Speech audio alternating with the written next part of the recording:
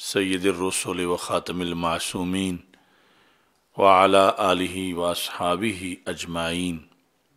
اما بعد فاعوذ باللہ من الشیطان الرجیم بسم اللہ الرحمن الرحیم وَيَسْأَلُونَكَ عَنِ الرُّوحِ قُلِ الرُّوحُ مِنْ أَمْرِ رَبِّي صدق اللہ العظیم وصدق رسولہ النبی الکریم الامین ان اللہ وملائکتہ یصلون علی النبی یا ایہا الذین آمنوا صلوا علیہ وسلموا تسلیما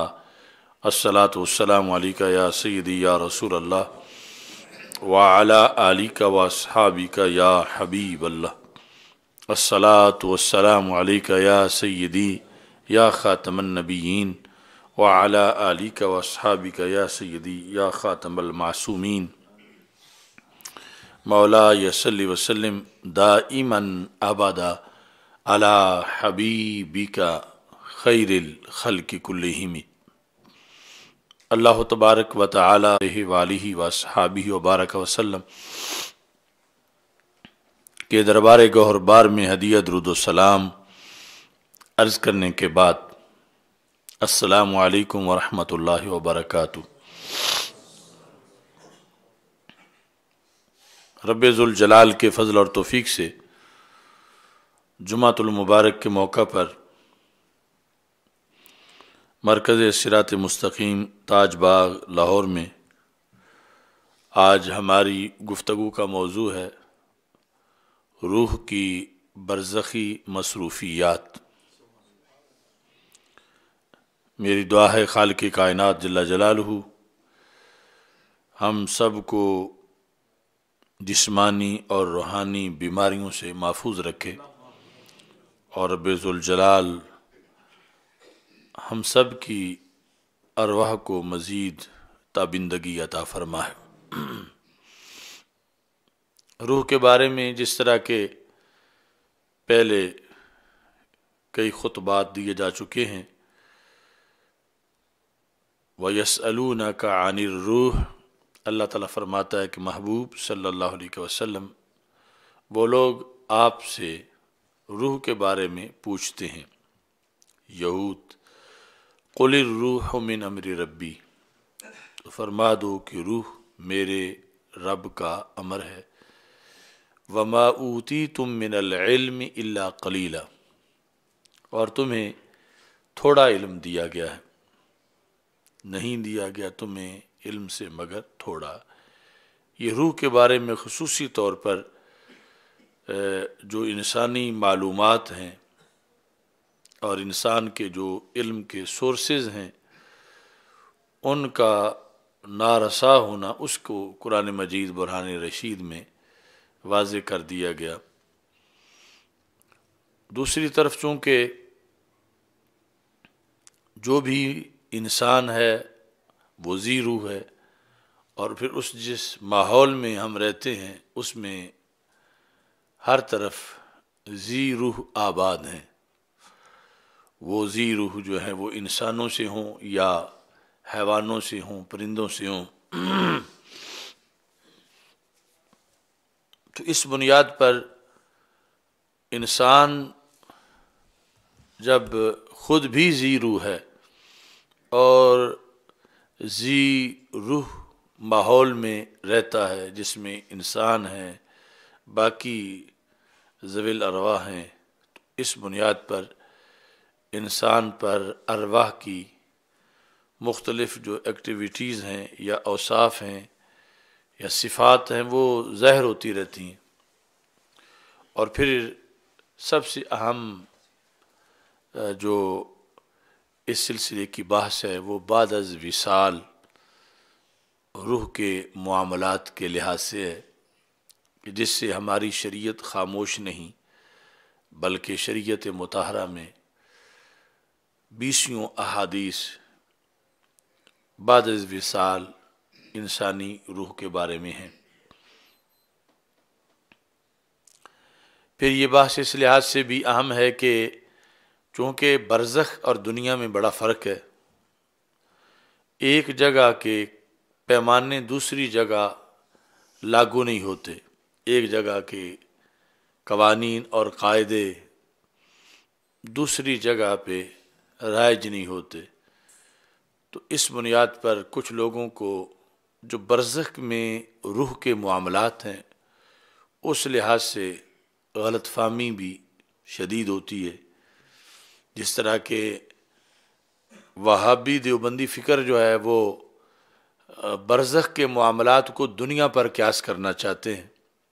اور ظاہر ہے کہ دنیا اور ہے، برزخ اور ہے۔ دنیا پہ وہاں کے معاملات ان کو قیاس نہیں کیا جا سکتا، اور اگر کوئی کرے گا تو نتیجہ گمراہی میں نکلے گا۔ قبر میں روح لوٹائی جاتی ہے، انسان کو بٹھایا جاتا ہے اور پھر سوالات ہوتے ہیں، یہ سیاستہ کی احادیث سے ثابت ہے۔ لیکن جس وقت کوئی یہ کہتا ہے کہ جب قبر میں اٹھنے کی گنجائش ہی نہ ہو، اوپر چھت بالکل ساتھ ڈال دی گئی ہو کہ بندہ بیٹھ ہی نہ سکے، اور پھر قبر اکھاڑ کے دیکھا جائے تو اسی طرح ہی لیٹا ہوا ہے جیسے کفن پہنا کے اس کو لوٹایا گیا تھا، یعنی کپڑا جو ہے وہ اکٹھا نہیں ہوا۔ تو ان چیزوں کو جب کوئی انکار کے لیے دلیل بنائے تو اس میں خرابی یہی ہے کہ اس نے برزخ کو دنیا پہ قیاس کرنا چاہا۔ دنیا میں یہ ہے کہ بیٹھنے کے لیے اتنی جگہ ہونی چاہیے، دنیا کے قوانین قاعدوں کے مطابق یہ ہے کہ بیٹھے بندہ تو اس کا جو کپڑا ہے وہ سمٹنا چاہیے، اس کو کپڑا پہنا کے لٹا دیا جائے تو اگر وہ اٹھ کے بیٹھا ہے تو کپڑے میں آگے پیچھے کوئی کپڑا ہونا چاہیے۔ یہ ساری دنیا کی چیزیں، اس کو جو بیس بنا کر ملحد لوگ اور پھر یہ نتیجتاً دیوبندی وہابی فکر جب بناتے ہیں تو اس کے نتیجے میں ہی پھر وہ اولیاء کرام کے جو تصرفات ہیں اور ان کی کرامتیں ہیں اور اولیاء کرام کے فیوز و برکات ہیں، یہاں تک کہ انبیاء کرام علیہ السلام کی فیوز و برکات کا بھی انکار کر بیٹھتے ہیں، اور یہ عقلی دلیلیں مقابلے میں پیش کر رہے ہوتے ہیں کہ روح نکلی تو قبر میں تم نے انہیں اتارا، تو پھر وہ قبر میں اترنے کے بعد تمہاری مدد کیسے کرنے لگے جب کہ اتارا تم نے۔ تو یہ ساری اس لیے صورتحال ان کے ہاں پیدا ہوتی ہے کہ وہ برزخ کو دنیا پہ قیاس کر رہے ہوتے ہیں، تو نتیجے میں گمراہ ہو جاتے ہیں۔ تو دنیا کے معاملات اور ہیں اور برزخ کے معاملات اور ہیں، انہیں ایک دوسرے پر قیاس نہ کریں اکثر امور کے اندر، تو پھر جا کر ہدایت ملتی ہے۔ یعنی جہاں بھی حدیث کے مقابلے میں آ رہی ہے سوچ دنیا کے اصولوں کی، تو ہم حدیث کو ترجیح دیں گے، ایمان بالغیب کو ترجیح دیں گے، اور وہ جو کچھ حدیث میں ہے اسے مانیں گے، اگرچہ عقل سے وہ ورا ہے، چونکہ عقل کو جو کچھ پتہ ہے وہ دنیا کے لحاظ سے ہے۔ عقل جب برزخ کی سیر کرے گی، مرے گی، فوت بندہ ہوگا تو پھر جا کے سے پتہ چلے گا کہ وہاں کے معاملات کیا ہیں۔ لیکن رسول پاک صلی اللہ علیہ وسلم نے چونکہ پہلے ہمیں بتا دیا ہے تو ہمارے لیے عقل کے کہنے پر انکار جائز نہیں، بلکہ شریعت کے کہنے پر وہ سب ماننا جائز ہے جو روح کے برزخ کے معاملات کے بارے میں بتایا گیا ہے۔ روح اگرچہ کسی چیز کی بھی ہو بڑی لطیف ہوتی ہے، لیکن پھر بھی انسان کی روح میں اور حیوان کی روح میں بڑا فرق ہے۔ حضرت سیدنا مہر علی شاہ صاحب رحمۃ اللہ علیہ تحقیق الحق کے اندر مولانا روم کا شعر پیش کرتے ہوئے کہتے ہیں، روح انسانی کے نفس واحد است، روح حیوانی سفال جامد است، کہ روح میں بھی بڑا فرق ہے، انسان کی روح اور ہے، حیوان کی روح اور ہے۔ انسانی روح جو ہے نفس واحد کی طرح ہے، اور حیوانی روح جو ہے وہ خشک ٹھیکری کی طرح ہے، خشک ٹھیکری کی طرح جامد ہے، یعنی اس میں کوئی استعداد نہیں، وہ استعداد جو اللہ نے روح انسانی کو عطا فرمائی۔ اور پھر اسی کتاب میں آپ نے روح کی 3 قسمیں بیان کی ہیں۔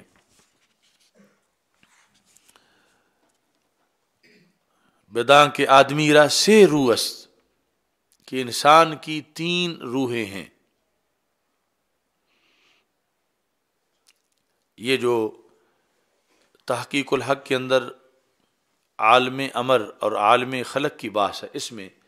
پیر صاحب نے یہ لکھا ہے آدمی کی 3 ارواح ہیں، نباتی و حیوانی و انسانی. نباتی روح جو پیدائش اور نشو و نما، اور حیوانی روح خورد و نوش اور تناسل وغیرہ کے لحاظ سے، اور تیسرا وہ انسانی روح جس کو نفس ناطقہ سے تعبیر کیا جاتا ہے، یعنی جس کی وجہ سے انسان باقی حیوانوں سے جدا ہے، کہ روح تو ان میں بھی ہے، کھانے پینے کا فنکشن ان میں بھی ہے، اور نامی ہونے کا، نشو و نما کا فنکشن ان میں بھی ہے، لیکن یہ انسان ہے کہ جو روحانی کہلاتا ہے اور ان سے ممتاز ہے، اس کو اللہ تبارک و تعالیٰ نے نفس ناطقہ دیا ہے جو اور کسی کو نہیں دیا. تو یہ اس کی روح کا ان ارواح سے امتیاز ہے. اب جو بحث جس میں ہم موجود ہیں برزخی مصروفیات، تو اس کا تعلق جو ہے وہ خصوصی طور پر نفس روح بمعنی نفس ناطقہ جو ہے اس کے ساتھ، چونکہ جو نباتی روح ہے اور حیوانی روح ہے اس کے تقاضے اور ہیں، اور جو نفس ناطقہ والی روح ہے اس کے تقاضے اور ہیں. ایک وقت آتا ہے کہ جس وقت انسان سے یہ روح جب جدا ہوتی ہے، حیوانی روح یا نباتی روح، تو اس لحاظ سے اس کی موت واقع ہو جاتی ہے. لیکن اگر نفس ناطقہ والی روح اس میں بیدار ہے تو پھر ایک نئی حیات شروع ہو جاتی ہے. اوامن کان میتن فاحییناہ وجعلنا لہ نورا یمشی بہ فی الناس کمن مثلہ فی الظلمات لیس بخارج منہا. کیا وہ شخص جو کہ مردہ تھا پس ہم نے اس کو زندہ کر دیا. تو یہ حضرت امیر حمزہ رضی اللہ تعالیٰ عنہ کے بارے میں یہ آیت نازل ہوئی ان کے کلمہ پڑھنے کے بعد. تو انہیں جب تک انہوں نے کلمہ نہیں پڑھا تھا انہیں مردہ قرار دیا گیا کہ ان میں روح نہیں ہے. جب کلمہ پڑھا تو پھر ان کو زندہ قرار دی، اور زندہ قرآن مجید میں اللہ نے قرار دیا اور کہا کہ ابو جہل اور یہ ایک جیسے نہیں ہیں، وہ اب بھی مردہ ہے، ابو جہل اب بھی مردہ ہے اور حمزہ کو ہم نے زندہ کر دیا ہے. اب روح نکلنے سے جو موت واقع ہوگی وہ اس حیات کے لحاظ سے ہے جو انسان کی حیات حیوانوں کے ساتھ اور کفار کے ساتھ مشترکہ ہے بعض وجوہ میں.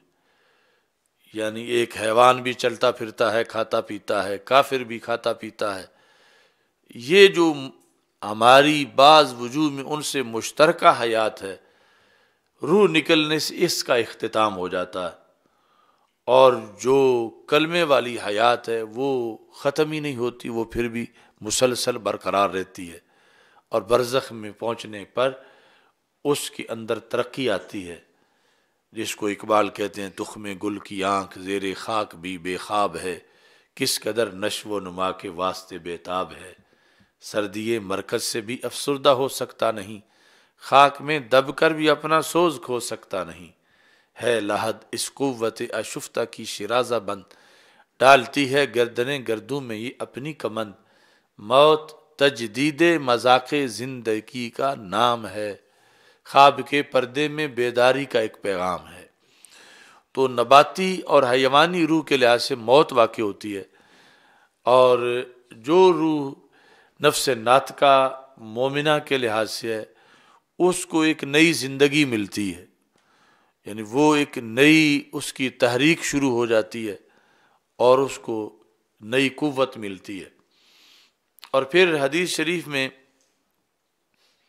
یہ ہے کہ جب برزخ کا معاملہ آتا ہے تو عاد روحہ فی جسدہ، تو اس کی جسمانی روح کو پھر لوٹا دیا جاتا ہے۔ اور یہ اب برزخ ہے، وہی جسمانی روح جب دنیا میں تھی تو اس کے لیے سانس لینے کے لحاظ سے، کھانے پینے کے لحاظ سے تقاضے تھے، اب وہ روح جو ہے قبر میں لوٹا دی گئی ہے اور سوال و جواب سے پہلے لوٹائی گئی ہے۔ یاتیہ ملکان فیجلسانہ، کہ دو فرشتے آتے ہیں، وہ اس کو بٹھاتے ہیں، تو عاد روح فی جسدہ،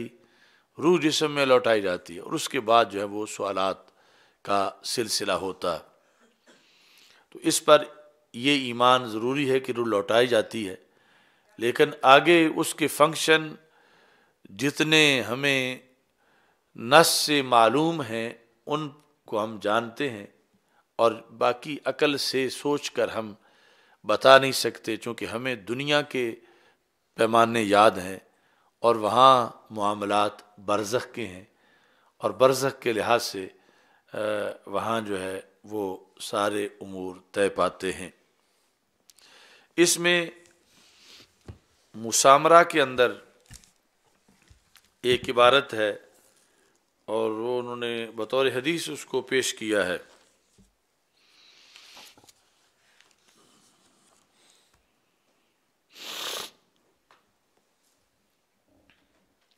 شرح میں بھی متن میں بھی، یا رسول اللہ صلی اللہ علیہ وسلم، صحابہ نے یہ سوال کیا، کیف یوجع اللحم فی القبر ولم یکن فیہ روح، کہ قبر کے اندر گوشت کو اذیت کیسے پہنچائی جاتی ہے، یعنی جو بندہ برا ہے تو اس کو جو فرشتے سزا دیتے ہیں تو سزا تب ہے جب اسے اذیت محسوس ہو، ولم یکن فیہ روح، اور اس میں حال یہ ہے کہ روح موجود نہیں۔ فقال کما یوجع سنک وان لم یکن فیہ الروح، تو رسول اکرم صلی اللہ علیہ وسلم نے فرمایا جس طرح تمہارے دانت کو درد پہنچایا جاتا ہے اگرچہ اس میں روح نہیں ہوتی، لیکن اس کا تمسک ہے، اتصال ہے گوشت کے ساتھ کہ جس میں روح موجود ہے، تو اگرچہ دانت میں خود تو روح نہیں ہوتی لیکن جس سے منسلک ہے اس میں روح ہوتی ہے، تو اس بنیاد پر جو ہے وہ دانت کو درد محسوس ہوتا ہے۔ تو وَإِن لَّمْ يَكُنْ فِيهِ الرُّوحُ قَالَ فَأَخْبَرَ أَنَّ السِّنَّ يُوجَعُ لِأَنَّهُ مُتَّصِلٌ بِاللَّحْمِ وَإِن لَّمْ يَكُنْ فِيهِ الرُّوحُ فَكَذَا بَعْدَ الْمَوْتِ لَمَّا كَانَ رُوحُهُ مُتَّصِلًا بِجَسَدِهِ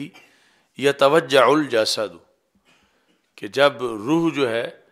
وہ جسم سے متصل ہوتی ہے تو پھر اس اتصال کی بنیاد پر جیسے دانت کے اندر روح نہیں تو پھر بھی اسے درد ہوتا ہے کہ اس کا اتصال جس سے اس میں روح ہے، تو ایسے ہی جب روح جو ہے وہ جسم سے متصل ہے تو اس بنیاد پر اگرچہ خود جسم میں روح نہ بھی ہو اس حدیث کے مطابق تو وہاں پر ادراک ہوگا جسم کو اس اتصال کی بنیاد پر۔ لیکن اس سے جو دوسری حدیث ہے جو مسند امام احمد میں موجود ہے اس میں واضح طور پر یہ الفاظ ہیں تعاد روحہ فی جسدہ، روح کو جسم میں لوٹا دیا جاتا ہے، تو پھر جسم کے اندر لوٹا دیا جاتا ہے، جسم میں جب روح ہے تو پھر اس کے لحاظ سے آگے جسم کے تقاضے ہماری عقل جو سوچ رہی ہے دنیا والے انہیں چھوڑ کر ہمیں اس پر ایمان بالغیب کی بنیاد پہ رہنا پڑے گا کہ جس انداز میں بھی خواہ وہ بدن سلامت ہو یا بدن جو ہے وہ اس کے مٹی میں مل چکے ہوں، جو صورتحال بھی ہو، وہ روح کا اس کے ساتھ اس بدن میں اس کو لوٹایا جاتا ہے، اور پھر لوٹانے کے بعد جو ہے وہ نکالی نہیں جاتی، یعنی دنیا میں تو نکالی جاتی ہے اور موت واقع ہوتی ہے، اور بدن میں جس وقت وہ روح لوٹائی جاتی ہے تو پھر قیامت تک اس سے نکالا نہیں جائے گا، اور اس کے ساتھ اس کا من وجہ تعلق برقرار رہے گا، اور یہ بحث پہلے ہم فتح رضویہ سے بھی پیش کر چکے ہیں۔ اب یہاں پر مزید جو مصروفیات ہیں روح کی، اس سے پہلے یعنی یہ بھی سمجھنا ضروری ہے کہ یہ جو روح ہے برزخ میں، اس کے بھی کئی درجات ہیں۔ جس طرح دنیا میں روح کی کئی اقسام ہیں، نباتی ہے، حیوانی ہے، روح بمعنی نفس ناطقہ ہے، تو پھر وہاں پر روح کے درجات ہیں۔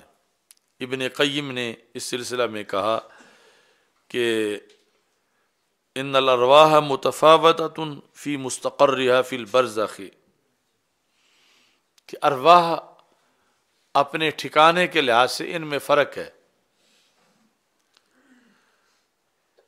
جس طرح کے دنیا میں ان کے درجات تھے، ایسے ان کو ٹھکانے ملتے ہیں۔ یعنی انبیاء علیہ السلام کی روح کا مقام اور ہے، حافظ کی روح کا مقام اور ہے، ایک عام مومن کی روح کا مقام اور ہے، اور اسی بنیاد پر پھر آگے ان کی مصروفیات بھی ہیں۔ شہداء کے بارے میں قاضی ثناء اللہ پانی پتی رحمہ اللہ تعالی تفسیر مظہری میں کہتے ہیں ان اللہ تعالی یعطی لارواحہم قوت الاجساد فیذهبون من الارض والجنة والسماء حیث یشاءون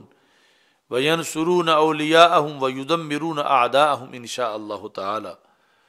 کہ اللہ تعالی شہیدوں کی ارواح کو جسموں والی طاقت دے دیتا ہے برزخ میں۔ ان اللہ تعالی یعطی لارواحہم قوت الاجساد، تو جسموں والی طاقت جب ان میں ہوتی ہے تو وہ پھر سفر کرتے ہیں۔ فیذهبون من الارض والجنة والسماء حیث یشاءون، زمین میں جس جگہ جانا چاہیں، آسمانوں میں، جنت میں، یعنی یہ ان کے جسم کی بساط میں ہے۔ وہاں جا کر یہ دنیا سے فاسٹ ہو گئے ہیں کہ یہ ان مقامات پر جہاں جانا چاہیں وہ جا سکتے ہیں، اور صرف جا ہی نہیں سکتے، ینصرون اولیاءہم، اپنے دوستوں کی مدد کرتے ہیں، ویدمرون اعداءہم، اور اپنے دشمنوں کو برباد کرتے ہیں۔ لیکن اس کے ساتھ یہ قید لگائی انشاء اللہ تعالی، کہ یہ بھی اللہ کی مرضی کے تحت ہے، لیکن ان میں یہ صلاحیت ہوتی ہے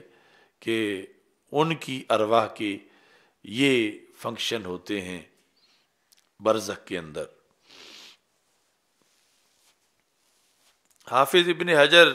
رحمہ اللہ تعالیٰ کہتے ہیں ارواح المؤمنین فی علیین، مومنین کی ارواحیں علیین میں ہوتی ہیں، وارواح الکافرین فی سجین، اور کافرین کی سجین میں وفات کے بعد۔ وَلِكُلِّ رُوحٍ بِجَسَدِهَا اتصال معنوی، ہر روح کا اپنے جسم کے ساتھ اتصال ہوتا ہے، خواہ وہ کافر کی ہو خواہ وہ مومن کی ہو۔ وہ اتصال دنیا والے اتصال کے مشابہ نہیں ہوتا، وہ اتصال اس اتصال کے مشابہ ہے جو حالت نیند میں روح کا بدن سے اتصال ہوتا ہے۔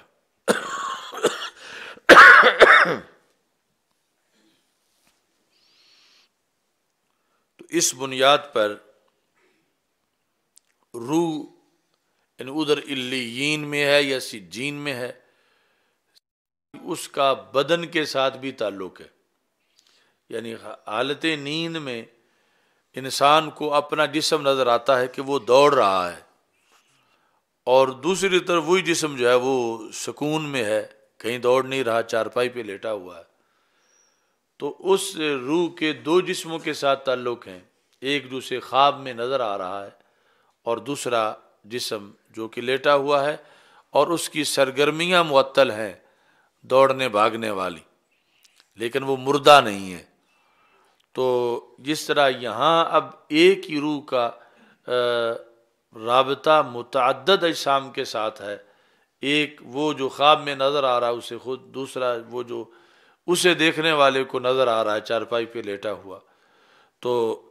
اس کے مشابہ وہ برزخ میں روح کا تعلق ہے جسم کے ساتھ، اور اس بنیاد پر جو ہے وہ جسم اگرچہ بعض صورتوں میں مٹی میں کسی کا مل گیا ہو تو قبر کے ذروں کے ساتھ، اور پھر قبر کے قریب ترین جو جگہ ہے وہاں اس کا تعلق روح کا زیادہ ہوتا ہے، یعنی جس کا ادھر تعلق اعلیٰ علیین کے ساتھ بھی ہے، اور ادھر جو ہے وہ رکھی اعلیٰ علیین میں گئی ہے، لیکن قبر کی جگہ اس کے لیے خاص ہے عام مقامات کے مقابلے میں، کہ عام دنیا کی جگہوں کے ساتھ اس کا وہ رابطہ نہیں ہے۔ اور یہ اس حدیث کی بنیاد پر ہے کہ جو رسول پاک صلی اللہ علیہ وسلم نے فرمایا کہ جس وقت تم میں سے کسی کے مٹیریل کو اس کی شکم مادر کے اندر کچھ وقت گزر جاتا ہے تو جہاں اس نے فوت ہونا ہوتا ہے وہاں کی مٹی اس کے مٹیریل میں شامل کی جاتی ہے، اور وہ مٹی جو دوسرے لفظوں میں ایک چپ لگا دی گئی ہے، وہ ساری زندگی قبر کا اس بندے سے رابطہ رہتا ہے۔ جب قبر ایک خفیہ معاملہ ہے اور بندہ ظاہر میں موجود ہے، اور اسی بنیاد پر فرمایا کہ جب نیک بندہ فوت ہوتا ہے تو قبر اس سے کہتی ہے کہ تو جب دنیا میں تھا تو اس وقت بھی مجھے بڑی خوشی ہوتی تھی جب تو قدم اٹھا کے مسجد کی طرف جاتا تھا، اور جس وقت تو خیر کی طرف جاتا تھا، تو آج تو میرے سپرد کر دیا گیا ہے، تو مجھے پہلے ہی تیرے کاموں پر بڑی خوشی ہے، تو میں تیرے ساتھ اچھا اہتمام کروں گی۔ اور اگر برا ہے تو قبر کہتی ہے کہ مجھے تو اس وقت نہیں باتا تھا کہ آنا تو نے میرے اندر تھا، لیکن کرتوت تیرے بڑے برے تھے اور میں تجھ سے بڑی بیزار ہوں۔ تو پھر وہ اس کے ساتھ جو ہے وہ سختی کا سلوک کرنے والی ہے۔ تو اس حدیث شریف سے یعنی جو قبر کی مٹی ہے اس کا روح کا باہمی تعلق جو ہے اس کے بارے میں بھی کافی معلومات ملتی ہیں کہ انسان کی روح اور مٹی کا آپس میں باہمی تعلق، اور ہر مٹی نہیں بلکہ وہ مٹی کہ جہاں اس نے دفن ہونا ہے، اور کسی طرح بھی اس کے جسم کے ذرات جس جگہ پہ پہنچنے ہیں۔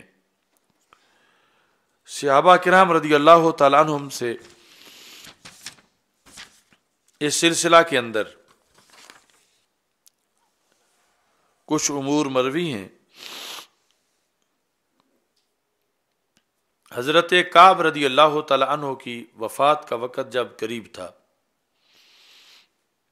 تو یہ حدیث ابن ماجہ نے، امام بہقی نے اور طبرانی نے اس کو روایت کیا ہے کہ حضرت کعب رضی اللہ تعالیٰ عنہ کے پاس آخری لمحات میں جب مرگ بالکل قریب تھی، وفات کا وقت تھا، تو حضرت ام بشر بن برا تشریف لائیں اور انہوں نے کہا یا ابا عبد الرحمن ان لقیت فلانا فاقرئہ منی السلام۔ ابو عبد الرحمن کنیت ہے حضرت کعب کی کہ اے ابو عبد الرحمن اگر تم وفات کے بعد برزخ میں فلاں سے ملے تو ان کو میرا سلام دینا، جو دنیا میں سے پہلے جا چکے ہیں اور اب یہ جا رہے ہیں، تو ان کو انہوں نے سلام کا کہا حضرت کعب رضی اللہ تعالیٰ عنہ کو۔ اب حضرت کعب رضی اللہ تعالیٰ عنہ نے یہ نہیں کہا کہ یہ وامی باتیں تم کر رہی ہو، ظاہر ہے کہ وہ بھی صحابیہ ہوں گی، تو انہوں نے آگے سے یہ کہا یغفر اللہ لکی یا ام بشر نحن اشغل من ذالک، اللہ تمہاری بخشش کرے، ہم اس سے بڑے کاموں میں مصروف ہوں گے، یعنی آگے جا کر یا ہم اتنے زیادہ مصروف ہوں گے، اب کہاں آپ کا سلام پہنچاتے پھریں، اتنا ٹائم ہی نہیں ہمارے پاس ہوگا۔ نحن اشغل من ذالک، اس کے مقابلے میں ہم کہیں زیادہ مشغول ہوں گے، تو میں وعدہ نہیں کرتا کہ میں تمہارا سلام پہنچاؤں، کیونکہ وہاں پر مشغولیت بہت زیادہ ہوگی۔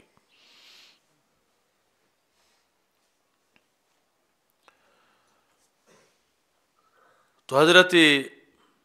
ام بشر نے اس موقع پر یہ حدیث سنائی، فقالت اما سمعت رسول اللہ صلی اللہ علیہ وسلم یقول، کیا تم نے رسول پاک صلی اللہ علیہ وسلم کو یہ فرماتے نہیں سنا، ان نسمۃ المؤمن تسرح من الجنت حیث شاءت، کہ مومن کی روح جو ہے وہ جنت میں پرواز کرے گی جہاں چاہے گی، ونسمۃ الکافر فی سجین مسجونۃ، کافر کی روح جو ہے وہ سجین میں قید کر دی جائے گی۔ قال بلا، تو حضرت کعب نے کہا کیوں نہیں، یہ حدیث میں نے تو سنی ہے۔ قالت فہو ذالک، تو حضرت ام بشر نے کہا میں بس اسی حدیث کے پیش نظر تمہیں کہہ رہی ہوں کہ جب ہر طرف تمہارا آنا جانا ہوگا تو پھر فلاں سے بھی ملاقات ہوگی، تو انہیں میرا سلام پہنچا دینا۔ حضرت سعید بن مسیب جو کہ تابعی ہیں، وہ حضرت سیدنا سلمان فارسی رضی اللہ تعالیٰ عنہ سے ان کی ملاقات ہوئی۔ سعید بن مسیب کہتے ہیں کہ دو صحابہ آپس میں ملے، حضرت سلمان فارسی اور حضرت عبداللہ بن سلام رضی اللہ تعالیٰ عنہما،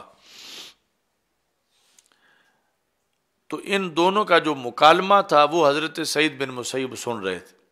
اور اس میں بحث ہمارے موضوع کے لحاظ سے تھی۔ ایک نے دوسرے کو کہا ان لقیت ربک قبلی فاخبرنی بماذا لقیت، کہ اگر تمہاری ملاقات مجھ سے پہلے اللہ سے ہو گئی تو آپ نے مجھے بتانا ہے کہ وہاں کیا کیا سوالات ہوئے اور کیا معاملات ہوئے۔ مطلب یہ تھا کہ تم میں جو پہلے فوت ہو گیا تو ظاہر ہے کہ اس سارے معاملات جو ہے وہ عبور کرے گا، تو پھر آپ نے واپس مجھے اطلاع دینی ہے۔ ان لقیت ربک قبلی، اگر تم اپنے رب سے ملے مجھ سے پہلے، یعنی تمہاری وفات پہلے ہوئی، فاخبرنی بماذا لقیت، تو پھر آپ نے خبر دینی ہے۔ ہر ایک نے دوسرے کے ذمہ لگا دیا کہ جو بھی پہلے جائے گا اس سے جو معاملات ہوں گے وہ پچھلے کو بتائے گا۔ مطلب یہ تھا کہ وہ روحانی بنیاد پر، ویسے تو جو فوت شدہ ہے واپس نہیں آ سکتا، تو کسی ذریعے سے خواب کی ملاقات میں یا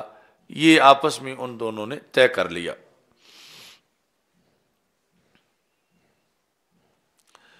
جب ایک نے دوسرے سے یہ کہا، یہ معین نہیں کہ وہ حضرت عبداللہ بن سلام تھے یا حضرت سلمان فارسی تھے، تو دوسرے نے کہا وَتَلْتَقِي الْأَحْيَاءُ وَالْأَمْوَاتُ، تو یہ تو تب ممکن ہے کہ جب زندہ اور مردہ آپس میں ملاقات کر سکیں، تو پھر تبادلہ خیال بھی ہو جائے۔ تو جب زندہ مردہ کی آپس میں ملاقات نہیں ہو سکتی، جو چلا گیا وہ چلا گیا، جو پیچھے ہے وہ پیچھے ہے، تو پھر یہ کیسے ممکن ہے کہ آپ کہہ رہے ہو کہ اگر آپ مجھ سے پہلے فوت ہو گئے تو آپ کی رب سے جو ملاقات میں جو کچھ ہوا وہ آپ نے بتانا ہے۔ قال نعم، تو دوسرے صحابی یعنی جنہوں نے پیش کی مجھے بتانا ہے، انہوں نے اس سوال کے جواب میں کہ شریعت میں احیاء اور اموات کی ملاقات کا بندوبست ہے، یعنی زندہ اور فوت شدگان ان کی ملاقات آپس میں ہو سکتی ہے۔ اور ام مومنون فإن ارواحهم فی الجنت تذهب حیث شاءت۔ اور اس میں یعنی آگے تفصیل جو ہے وہ یہ ہے کہ یہ جو نیند ہے، نیند ایسا ایریا ہے کہ جس میں اللہ کے ہاں ارواح زندوں کی بھی جمع ہوتی ہیں اور فوت شدگان کی پہلے ہی موجود ہیں، اور پھر بندہ جاگتا تب ہے جب ادھر سے روح کو چھٹی ملتی ہے اور واپس آتی ہے روح، یعنی اس کا جسم کے ساتھ بدن کے ساتھ تعلق ہونے کے باوجود یتوفاکم کے الفاظ موجود ہیں، تو وہاں ایسا ایریا ہے جہاں کچھ روحیں تو مستقل قیام پذیر ہیں جو دنیا سے چلے گئے ہیں، اور سونے والے کی عارضی ویزے پہ گئی ہوئی ہے، تو وہاں آپس میں ان کی یعنی ملاقات ہو سکتی ہے۔ آگے پھر خواب کے مستند ہونے کے مزید عوارض شرائط ہیں، لیکن یہ ایک صورت ہے کہ جس کے اندر جو ہے وہ ملاقات ہوتی ہے۔ تو مطلب یہ تھا کہ آپ اگر پہلے چلے گئے تو پھر میری روح جو ہے وہ آئے گی نیند کی حالت میں، تو آپ نے مجھے بتانا ہے کہ اللہ تعالیٰ کی طرف سے تمہارے ساتھ کیا سلوک کیا گیا اور اگلے معاملات کیسے ہیں، تاکہ اس سلسلہ کے اندر میں مزید تیاری کر سکوں۔ حضرت وہب بن منبہ کہتے ہیں کہ 7ویں آسمان میں ایک دار ہے، یعنی بہت بڑا مرکز حویلی، جسے بیضا کہا جاتا ہے، تجتمع فیہا ارواح المومنین، اس میں مومنین کی ارواح اکٹھی ہوتی ہیں، یعنی بعد از وصال۔ فَإِذَا مَاتَ مِنْ أَهْلِ الدُّنْيَا أَحَدٌ تلقته الارواح، جب دنیا والوں میں سے کوئی فوت ہوتا ہے تو وہاں ارواح جو ہیں وہ استقبال کے لیے بے چین ہوتی ہیں کہ یہ کوئی تازہ خبریں لے کے آ رہا ہے ہمارے بعد کے حالات کی، تو وہ اس کا استقبال کرتے ہیں۔ یسألونہ عن اخبار الدنیا کما یسأل الغائب عن اہلہ اذا قادم علیہم، تو وہ سارے اس سے جس ایریے کا وہ ہو اس ایریے کی روحیں، مثلا جو اس سے دنیا میں واقف تھے، دو لاہور کے لوگ ہیں جو لاہور کے رہنے والوں کی خبریں جاننا چاہتے ہیں، یا جس جگہ کا مثلا کوئی ہے، تو وہ یسألونہ عن اخبار الدنیا، وہ دنیا کی اخبار پوچھتے ہیں۔ کیسے؟ کما یسأل الغائب عن اہلہ اذا قادم علیہم، جس طرح کوئی بندہ مفقود ہو گیا ہو، مثلا 2-4 سال گم رہا ہے اور پھر وہ گھر والوں کو مل گیا ہے، تو اس سے اس کے اہل کے بارے میں، یعنی جو اس کے ساتھ تھے ان کے بارے میں پوچھا جاتا ہے۔ مثلا صورتحال یہ تھی کہ ایک ایریے میں وہ اور اس کے خاص دوست یا اہل و عیال کہیں مفقود ہو گئے، اب جس علاقے کا تھا وہاں واپس آیا ہے، تو یہ سارے اس سے پوچھتے ہیں کہ تیرے ساتھ جو تھے ان کا کیا بنا، وہ کدھر گئے، تو اس طرح کر کے یعنی اخبار جو ہیں وہ پوچھتے ہیں ارواح۔ تو یہ ایک خلاصہ ہے آج کے موضوع کے لحاظ سے کہ ایسا نہیں ہے جس طرح کہ یہ کنسیپٹ وہابیہ کی طرف سے دیا جا رہا ہے کہ فوت ہونے کے بعد بس قبر جیسا کا بت جیسا معاملہ ہے، تو بت کو کوئی ادراک نہیں، فنکشن نہیں، بت کے ادراک کے کوئی آلات نہیں، جبکہ بندہ مومن کی جو روح ہے خصوصی بہت سے مراحل ہیں، اور بعد از وفات بھی اس کے بہت سے فنکشن ہیں اور بہت سی مصروفیات ہیں۔ اللہ تعالی ہم سب کا حامی و ناصر ہو۔ وآخر دعوایا ان الحمد للہ رب العالمین والعاقبۃ للمتقین والصلاۃ الکریم استغفر اللہ لا الہ الا اللہ وحدہ لا شریک لہ لہ الملک ولہ الحمد وہو علی کل شیء قدیر۔ یا الہ العالمین رسول اکرم صلی اللہ علیہ وسلم کے عظیم مرتبہ کے طفیل، ہمیں روح کے بارے میں مزید روشنی عطا فرما اور ہماری ارواح کو ہر قسم کے روگ سے محفوظ فرما۔ مولانا محمد عبد الرحمن صاحب حسن ابدال والے اور محترم خالد حسنین صاحب خالد، یا اللہ ان کو فردوس میں بلند مقام عطا فرما۔ یا الہ العالمین، نبی اکرم صلی اللہ علیہ وسلم کے عظیم مرتبہ کے طفیل ہم سب کو اپنے فضل کا سہارا عطا فرما، شیطان کے شر سے، حاسدین کے حسد سے محفوظ فرما۔ عازب الباس رب الناس اشفینی وانت الشافی شفاء لا یغادر سقما۔ عازب باسی رب الناس اشفینی وانت الشافی شفاء لا یغادر سقما۔ یا الہ العالمین تمام بیماروں کو شفا عطا فرما، ہمشیرہ صاحبہ کو شفا کامل عاجل عطا فرما، جن کے والدین زندہ ان کے والدین کو صحت و عافیت کے ساتھ لمبی زندگی عطا فرما، اور جن کے والدین کا وصال ہو چکا ان کے والدین کو فردوس میں بلند مقام عطا فرما۔ میری والدہ محترمہ مرحومہ کو فردوس میں بلند مقام عطا فرما، اور والد محترم کو شفا کاملہ عاجلہ عطا فرما۔ مفتی محمد عابد جلالی صاحب کو اور محمد حسن جلالی صاحب کو فردوس میں بلند مقام عطا فرما۔ حضرت حافظ الحدیث رحمۃ اللہ علیہ اور جن شخصیات کے ذریعے ہم تک دین پہنچا ان کے مراکد پر کروڑوں رحمت نازل فرما۔ قاضی ممتاز حسین قادری شہید اور دیگر شہداء اسلام کے مراکد پر کروڑوں رحمت نازل فرما۔